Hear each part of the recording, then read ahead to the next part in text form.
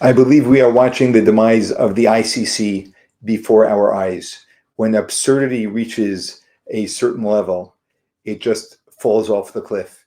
Here is Prime Minister Netanyahu's comments on their recent horrific, totally deranged ruling. The anti-Semitic decision of the International Court in The Hague is a modern Dreyfus trial, and it will end the same way. 130 years ago, the French Jewish officer Alfred Dreyfus was falsely accused of treason by a biased French court. In response to these false accusations, the great French writer Émile Zola wrote his monumental essay, J'accuse. He accused the French court of anti-Semitic lies against an innocent officer who was later exonerated of all guilt. Now an international court in The Hague, also headed by a French judge, is repeating this outrageous offense. It is falsely accusing me, the democratically elected Prime Minister of the State of Israel, and Israel's former Defense Minister, Yoav Gallant, of deliberately targeting civilians. This when we do everything in our power to avoid civilian casualties. We issue millions of text messages, phone calls, leaflets to the citizens of Gaza to get them out of harm's way, while the Hamas terrorists do everything in their power to keep them in harm's way, including shooting them, using them as human shields. The court in The Hague accuses us of a deliberate policy of starvation. This when we've supplied Gaza with 700,000 tons of food to feed the people of Gaza. That's 3,200 calories for every man, woman, and child in Gaza. And these supplies are routinely looted by Hamas terrorists who deprive their people of much-needed food. Yet just in the last few weeks, Israel facilitated the vaccination of 97% of the people of Gaza against polio. This doesn't prevent the court of accusing us of genocide. What in God's name are they talking about in The Hague?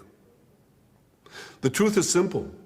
No war is more just than the war that Israel has been waging in Gaza after Hamas attacked us unprovoked, launching the worst massacre against the Jewish people since the Holocaust. The decision to issue an arrest warrant against me, the democratically elected Prime Minister of the State of Israel, and our former Defense Minister, was made by a rogue prosecutor who's trying to extricate himself from sexual harassment charges, and by biased judges who are motivated by anti-Semitic sentiments against the one and only Jewish state. These judges did nothing. They did nothing against the real war crimes committed against the millions who've been murdered or uprooted by the dictatorships in Iran, Syria, and Yemen. Instead, they falsely accused the one democracy in the Middle East, Israel, thereby imperiling the right of all democracies to defend themselves against murderous terrorists and tyrants. Nor did the court do anything against the Hamas terrorists who raped our women, beheaded our men, burned babies alive in front of their parents, and kidnapped hundreds of men, women, and children to the underground dungeons of Gaza. They're still holding 101 hostages, citizens of many lands, including the United States. Come to think of it, the court did issue one arrest warrant against Hamas.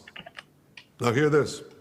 They issued an arrest warrant against the corpse of the Hamas arch-terrorist Mohammed Dev. His corpse.